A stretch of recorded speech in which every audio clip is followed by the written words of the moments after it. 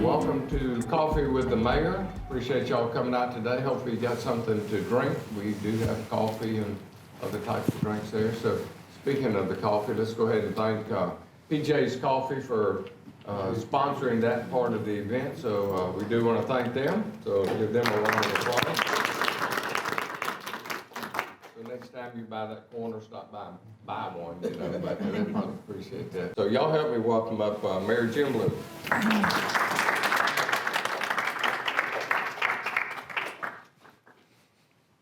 We got to be out by noon.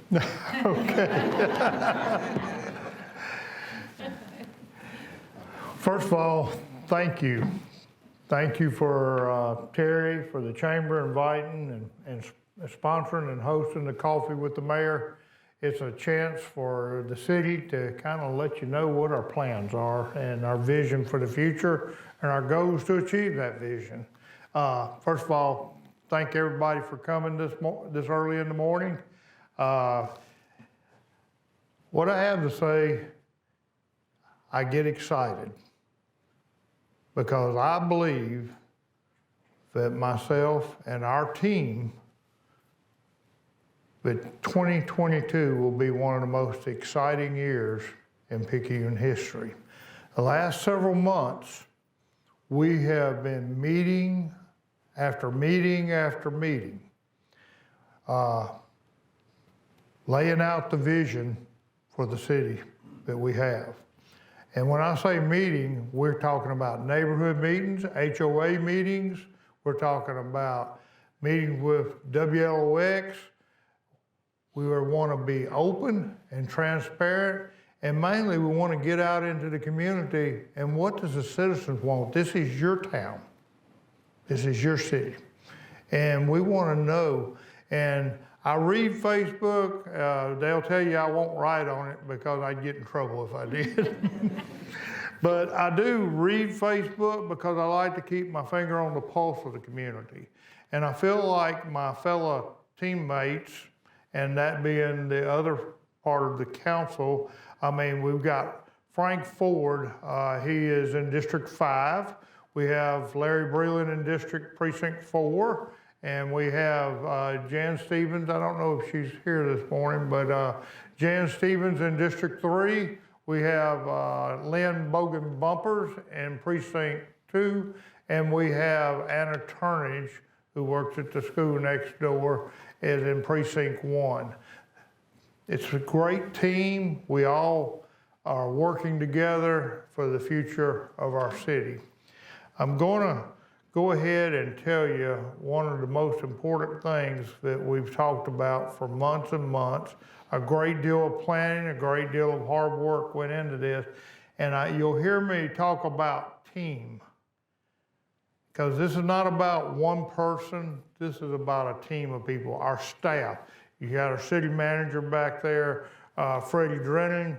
We do have a new police chief in Joe Quabe, who's doing an outstanding job, and Patrick is also doing a very, very good job as our fire chief. And so we've got a great team of people, a great staff, and you don't see too many 4 or 5s on there. They're all 10s in my book. We went after and tried to bring the best that we can bring to move our city forward. And I can tell you, you've seen this before. This is the new playground at Friendship Park. $660,000 playground with a big stage out in the center of it where you could have activities on the stage, special need children as well as other children are all going to be playing on it together. Now, what did it take for this to happen? It took a lot of hard work by a lot of people. First of all, we had to find the money. And after exploring and talking to our legislators, Senator Angela Hill, we talked to Stacy Wilkes and other people in the legislative body, we were awarded a BP grant for somewhere around $1.9 million. So we were off to a pretty good start. Now, one thing I want to mention is that, as with most grants, those that deal with grants, there has to be a match with that usually, where it has to be a buy-in by the city. Well, you know, rather than go to the taxpayers and try to ask them for that money, we wanted to offset that match. And so I appointed Sheriff Allison, and our city manager at that time was our police chief, Freddie Drennan, the head of committee to raise funds to help pay for the match.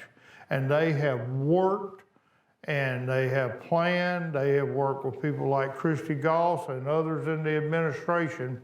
It's been just a team effort by the whole city to raise money, and tens of thousands of dollars have been raised to offset that match. And I'm proud of that. I'm proud this community has so much heart comes together, because this playground, you know, we had playgrounds before. They were made of wood. They'd usually last about 10 years before they would be in poor condition, rotten or mildew, or, you know, deteriorating where nails were showing and things like that. We wanted something different for the next playground.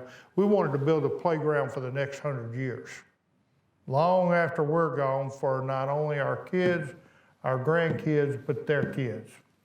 And so plans were made, and I can tell you that Mr. Drennan and I were talking last night. I think in the next couple of days there'll be a contract signed. And we're not talking, usually when you hear about these things, we started in 2018, planning this. We visited playgrounds all over the state of Mississippi, some in Louisiana. I know that Harvey has been to playgrounds. Our recreational director, Trevor Adams, has been to playgrounds and parks and sportsplex and all that to develop the plans for this and everything. In a matter of weeks, we will do a groundbreaking for the next Friendship Park in Kids Kingdom. Not months, weeks. And shortly after that groundbreaking, the first piece of equipment will be going in. So, and you say, well, how long is it going to take to do this? I would say a good estimate is by June, we'll have a playground open for all the kids. So it's going to happen in 4, 5, 6 months. But you're going to see a lot of publicity, and you say, okay, that's great with the playground and everything for our kids, but also, what else is going to be there? 2 additional restrooms are going to be there. Additional parking is going to be there. It's going to be 2 more tennis courts. All the fields will be artificial turf, like the football field over here. And I know, and I call him Chief Drennan, we call each other Chief, you know, we get called in that. And, we're talking about even the soccer fields for the future being artificial turf. Because stop and think. When I read on Facebook, if someone wants to go have a tennis match, they got to go somewhere else, you know? Or if they want to go play on artificial turf and things like that, it's all going to be here. I think Mr. Drennan said it best. We're going to be a destination now. Instead of us going to Slidell or the coast or Hattiesburg or whatever, you know, we're going to be a destination. A destination. Our plans are in 2022 is to have 2 dog parks. That's our plans. Now, 2 dog parks, one for large dogs and one for small and medium-sized dogs, I guess, right here in Picayune. You don't have to go to Bay St. Louis. You don't have to go to Slidell to dog park. It's going to be here. I'm tired of us having to go everywhere else, you know, and our team is working together where we've got those amenities and quality of life things right here in Picayune for all of us to enjoy. I've shown this before. We've been meeting with the highway department Matter of fact, we just met with them, I believe, Wednesday, myself and our Public Works Director, Eric Morris, and Mr. Drennan. We want to adopt our exits. All over Mississippi, cities are adopting their exits and they're putting their brand on the exits. In other words, they're landscaping their exits. They're coming up with signs similar to this. Maybe not this exact sign that we will use, but this is a guide. We want to make a good first impression when you come across the state line. We want you to stop here, visit here, maybe buy a house here and retire here, you know. And so we gotta get you off the interstate. If you'll notice, every week our crews, MDOT crews, are out cleaning the exits up, preparing for that day when we adopt them. We're not years away from adopting them. I believe that our mayor and myself and council will adopt these two exits, first 4 and 6. We'll adopt these exits at the beginning of 2022 sometime, first quarter of 2022. And from there, we got to get you off the exit. It's just like when you go on vacation or somewhere, what do? You look at, where do I want to get off? Where do I feel safe? Where is it clean? Where is there a place to go to the restroom, fill up with gas and things like that? We want to make Picayune, again, that destination to get off and visit here. Now, this is an example. Some of you may have seen it before. This is Paul's Pastry up at the top of the hill there. Now look at the difference when it's cleaned up. Before, you didn't know there was a Paul's Pastry up at the top of the hill. Now look at it. And I noticed that Mr. Drennan has them working on the south end right now too, to clean that out. And so we're working hard to try to clean things up, make it welcoming. We'll have a nice sign that says Old South, New Charm type thing, and get off here in Picayune. We all love this city, and we want to grow it, but we want to grow it smartly. We want to keep that hometown that we all grew up with. And I talk a lot about safety. I guess, you know, I've come from the law enforcement end, Chief Drennan, Sheriff Allison. We've got a lot of years of law enforcement experience, and we know to grow this town and to promote economic development in this town, because we see every day, and y'all see it now, everything's moving north. They're looking for a safe place to live. In Picayune, I mean, people are buying houses every day in Picayune, Mississippi, every week. There are businesses looking at Picayune, Mississippi. But our number one priority has to be public safety. Fire, police, and first responders. That has to be our number one priority. That's what people are looking for. Good schools, I see schools represented here. Safety, public safety is going to be important. Now, when Chief Drennan came and became the police chief for us, he did an assessment of the police department, and he found that we were probably the lowest paid police department. I don't know if it's in the state, but at least in South Mississippi, similar sized cities, lowest paid.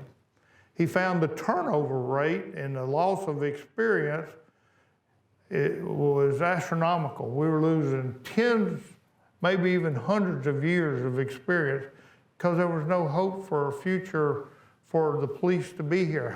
We were having a hard time retaining good seasoned cops, you know, and the fire department was important. They need a lot of new equipment too for training and things like that. So we're taking a look at all of those things and everything, you know, and I can tell you, we went out in the community, we sold it to the community. We let the community, we just took it straight out and said, we're the lowest paid. We have some of the not very good equipment the officers have, and the building for 20 years is needed to be, it was not big enough. It was in poor state of repair. I mean, it was kind of like the walls were in some places crumbling. And I thank this community, because again, this is your town, this is your police department, for supporting 100% building a new police department. And my hope and my dream, and Mr. Drennan, you can tell me where you think this is possible. I know you have them working on a rendering of the new police department to bring to meetings in the future, so we can show you what our new police department would look like. And I'm hoping 2022 we're breaking ground sometime in 2022 for our new, because I can tell you, and we sold the community on this. We invited the community to come walk through the police department and see the conditions that our heroes are working in. The people that run in when everybody else runs out. These people that put their lives on the line. And I will say this, and I say it with great conviction and passion. They are defunding police departments across the nation. All you gotta do is turn on the news in the morning. They're dismantling police departments. They're doing everything they can to, not support the police. Not in our city. Our city and this county supports law enforcement. And we support, people feeling safe. And we want it for the future, for the next 10, 20, 30 years. And the things we're doing now will pay dividends decades down the road, because people want to feel safe and be able to move around safe. Now, another item I'll move on to is, I think perhaps in about 2 weeks, we'll let the bids out for the historic City Hall. It was built in 1938 and 39. You may look at it, it's one of the prettier buildings, I think, on Goodyear Boulevard. It was built then, and it is historic. I mean, when you think about how long ago was that. But if you ever get a chance, stop and walk out there on the Veterans Memorial and look closely at that building. Those columns have cracks in them. That building needs to be preserved. That's our heritage, that's our history, and so we will be letting the bid out in a couple of weeks after much discussion with the Department of Archives in Jackson to refurbish the front of that building, to fix those cracks, to paint that building, and it'll be a historic City Hall that you'll be proud of. We worked real hard in the past to build a new City Hall. We built Crosby Commons. We built a new fire department at the end of the boulevard. This boulevard is one of the oldest and one, as far as I'm concerned, historic streets in this town. You get down the River Road and you go down River Road to the first house, and so we want to preserve our history. I work very hard writing history about Picayune because we're trying to preserve how we got here. You got to know where you've been to know where you're going, and so that's kind of what we've taken. And but there are just so many other things. We've talked about dog parks. Talked about new police department in 2022. We're talking about opening up our exits. Economic development, very, very important to us.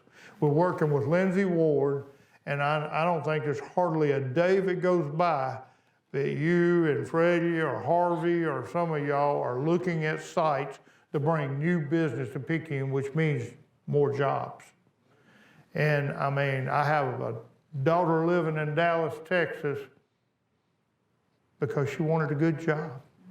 I got another one that lives in Hideaway Lake, but she drives to Slidell every day. I want the jobs to be here for our young people. Speaking of young people, it was mentioned that I worked in the schools for several years, and I did. And probably one of the most enjoyable times of my career was working with young people. I've coached Little League football over the years and things like that. I love young people. Matter of fact, our school district is asked me to come and substitute teach over there and maybe share some of the history that I have in my books with some of the students. So we're looking at doing that very soon, you know. But the schools and the kids are important to me. When running in the recent election, I announced that youth would be involved in our administration. I have spoken to each council member and they support that. I've looked around, I've talked with other mayors. We want to form a mayor youth council to get young people in the school involved in government. These are our future council people, city managers, sheriffs, police chiefs, and all these different things, but let's get them involved. So we're gonna have a mayor youth council, and just, Lisa, a week or two, we'll be visiting Toby Barker in 1 week, okay, in Hattiesburg, where he's taking his youth council out to their new public safety complex. And we will travel with them. We will meet personally with the mayor of Hattiesburg, who, by the way, is doing an excellent job up there. And this mayor youth council is really taking off up there. So if we get council approval for the mayor youth council, I look for by the spring us giving out applications, and I think they have perhaps 30, 40 students in that program. And I think that's a real positive thing for the future, you know. We've got some outside things like Christmas on the Rails that will be coming up very soon. And for those of you that missed out on the Halloween celebration over across the street, I'm told that we had almost 2,000 people. Well, all those people came from other places. We're on the October map now, is what I say. You know, we're on the map. And I'm not gonna try to embarrass her, but Christy Goss, I will embarrass you. Thank you from the bottom of my heart, on behalf of the whole city, not only for that program. It started out with a few hundred, like Christmas on the Rails, thousands now. Excuse me. And so coming to our community, we're bringing people into our community. Hopefully they eat here, buy gas here, shop here. And got a lot of exciting things happening. I guess I'm gonna have to kind of close it out. I'm losing my voice, but Christy can choke you up, you know. yeah, I get choked up when I talk about Christy because I'm sad to see her gone. And I told Lindsay they got a first-round draft choice when they hired her away from us. But she's done an excellent job. She's actually, you said I worked in the school. She was one of my students in the school. I'm tailing off on my age, but she has been special. But she's more like a daughter to me than an employee, and she's been great. And you're right, we're gonna miss Christy Goss. So you're just down the street now. We're still up there, so stop by anytime, and we'd love to have you still very much involved with the city. We miss you, and we're sad that you're gone, but we do wish you the very best. We know this is gonna be great for your career, and again, Lindsay, take good care of her. We're gonna wrap up. I told you we'd go to noon. No, but hey, one person that I did not thank, and that's Dewey Intrican back there. Looks like he works for ESPN or some, you know, whatever, Channel 3 maybe. But Dewey thanks, he has a local business here, Pigment Studios, so he does a lot of videography. Is that, yeah, I said that right. I haven't come down with that word, you know. But Appreciate you, Dewey, doing this, and always thanks to the mayor for the update. One question I do have for Lisa. Are you streaming the city council meetings now? Okay, so because, you know, the city council, I'll wrap up with this.